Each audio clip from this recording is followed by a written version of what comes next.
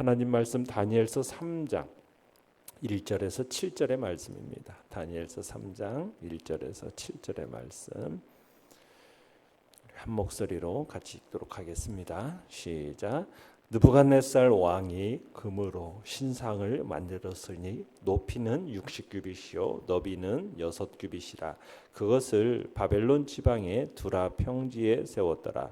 느부갓네살 왕이 사람을 보내어 총독과 수령과 행정관과 모사와 재무관과 재판관과 법률사와 각 지방 모든 관원을 느부갓네살 왕이 세운 신상의 낙성식에 참석하게 하매 이에 총독과 수령과 행정관과 모사와 재무관과 재판관과 법률사와 각 지방 모든 관원이 느부갓네살 왕이 세운 신상의 낙성식에 참석하여 느부갓네살 왕이 세운 신상 앞에 서니라. 선포하는 자가 크게 외쳐 이르되 백성들과 나라들과 각 언어로 말하는 자들아 왕이 너희 무리에게 명하시나니 너희는 나팔과 피리와 수금과 삼현금과 양금과 생황과 및 모든 악기 소리를 들을 때에 엎드려 느부갓네살 왕이 세운 금신상에게 절하라. 누구든지 엎드려 절하지 아니하는 자는 즉시 맹렬히 타는 풀무불에 던져 넣으리라 하셨더라. 모든 백성과 나라들과 각 언어를 말하는 자들이 나팔과 피리와 수금과 삼현금과 양금과 및 모든 악기 소리를 듣자 곧 느부갓네살 왕이 세운 금신상에게 엎드려 절하니라. 아멘. 오늘 말씀의 제목은 불신앙으로 돌아가다라는 제목으로 말씀을 나눕니다.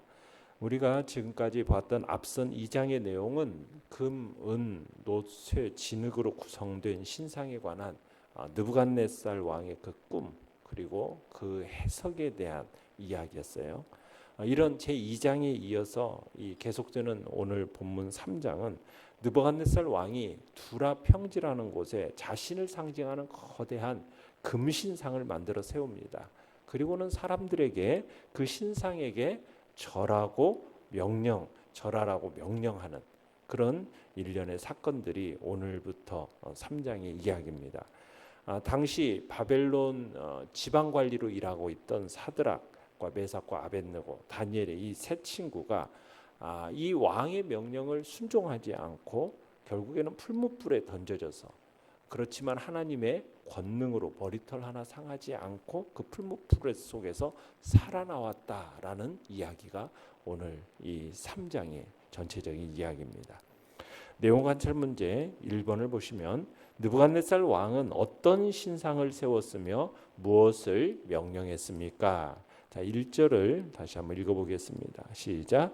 느부갓네살 왕이 금으로 신상을 만들었으니 높이는 60규빗이요 너비는 6규빗이라. 그것을 바벨론 지방의 두라 평지에 세웠더라. 자, 느부갓네살이 세운 신상의 규모는 어느 정도입니까? 높이가 60규빗, 너비가 6규빗이라고 했는데 이 규빗이라는 단위는 사람의 팔꿈치로부터 손의 가운데 중지 손가락 끝까지의 길이를 의미합니다. 그러니까 대략 45cm부터 50cm를 의미해요. 그러니까 만약 한 규빗을 50cm로 이렇게 볼 경우에 그 신상의 높이는 어느 정도냐? 30m, 높이가 30m고 너비가 3m가 되는 겁니다. 요즘으로 얘기하면 아파트 12층짜리 건물이 되는 거예요. 높이예요. 그러니까 지금 느부갓네살이 세운 이 금신상이 얼마나 거대한 것이었는지를 우리가 알 수 있겠죠. 그러니까 느부갓네살은 거대한 이 금신상을 두라 평지에 세우고서는 바벨론의 모든 대소신료들을 모으고 그 앞에 경배하도록 했다라는 얘기입니다. 자, 4절 5절 읽어봅니다. 시작. 선포하는 자가 크게 외쳐 이르되 백성들과 나라들과 각 언어로 말하는 자들아 왕이 너희 무리에게 명하시나니 너희는 나팔과 피리와 수금과 사면금과 양금과 생황과 및 모든 악기 소리를 들을 때에 엎드려 느부갓네살 왕이 세운 금신상에게 절하라. 자, 선포하는 자가 모든 사람에게 들리도록 목소리를 최대한 높여가지고 힘껏 소리를 칩니다. 궁중 오케스트라의 어떤 악기 연주가 시작됨과 동시에 모든 관리들을 어떻게 하라고요?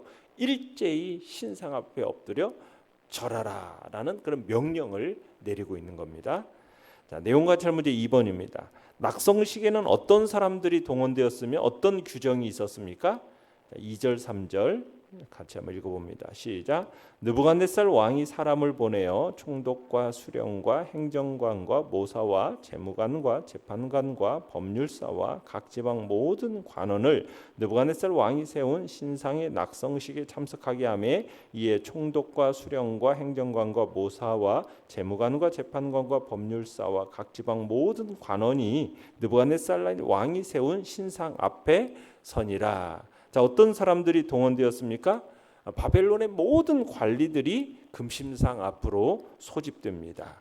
자, 그러면서 뭐라고 이제 이야기를 합니까? 6절에 보시면은 시작. 누구든지 엎드려 절하지 아니하는 자는 즉시 맹렬히 타는 풀무불에 던져 넣으리라 하였더라. 자, 느부갓네살은 지금 금신상 앞에 모인 관리들을 향해서 만약 너희들이 금신상에 절하지 않으면은 어떻게 하겠다? 그가 누구든지 간에 극렬하게 타는 이 풀무불에 던져 넣겠다라는 경고를 합니다. 이 선포하는 자가 왕의 경고를 선포하기 이전부터 그 신상 주변에는 뭐가 있었느냐?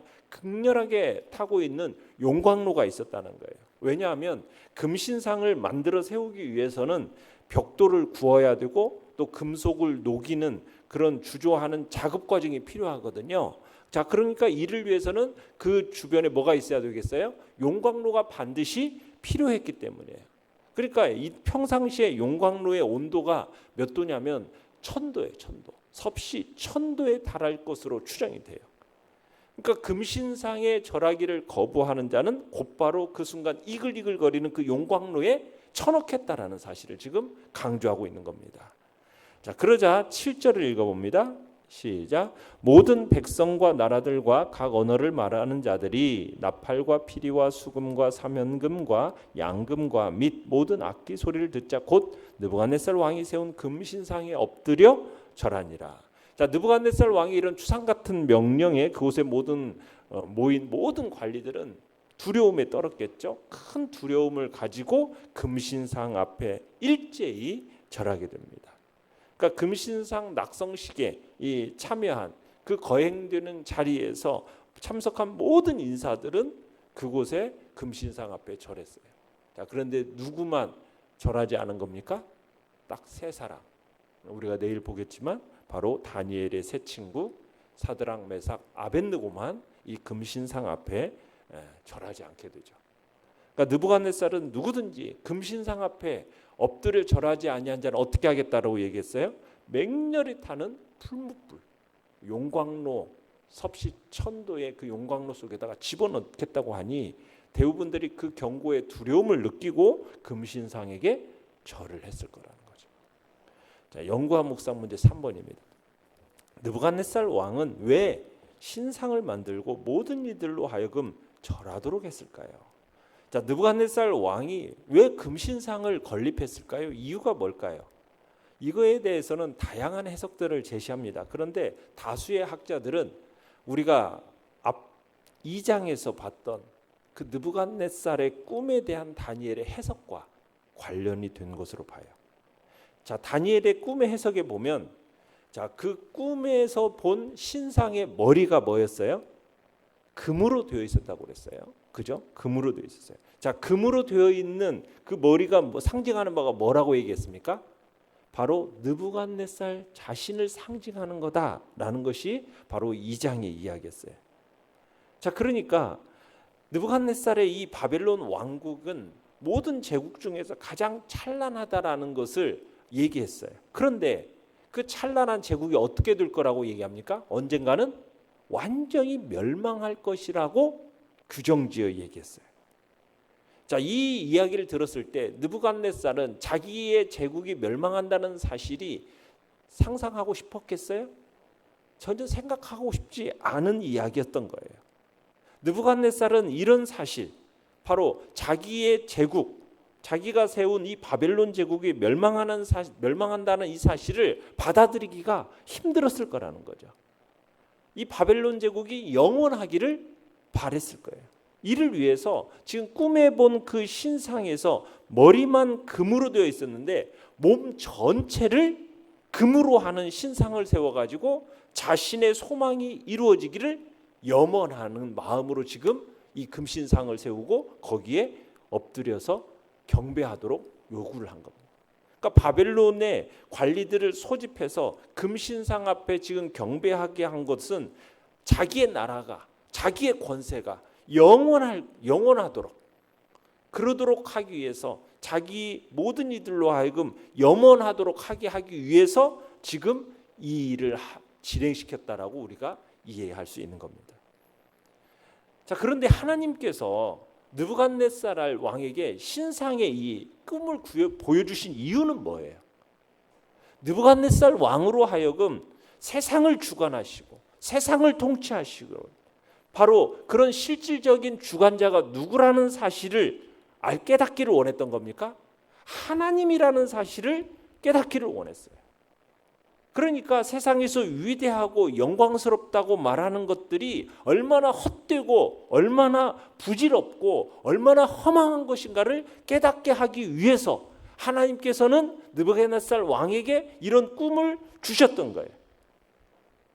그런데 이 느부갓네살 왕은 하나님의 뜻을 보여주었는데도, 알게 해줬는데도 불구하고 오히려 하나님이 보여주신 이 신상에서 암시를 얻어가지고 하나님께 대적하는 우상을 만들어버렸다라는 거예요.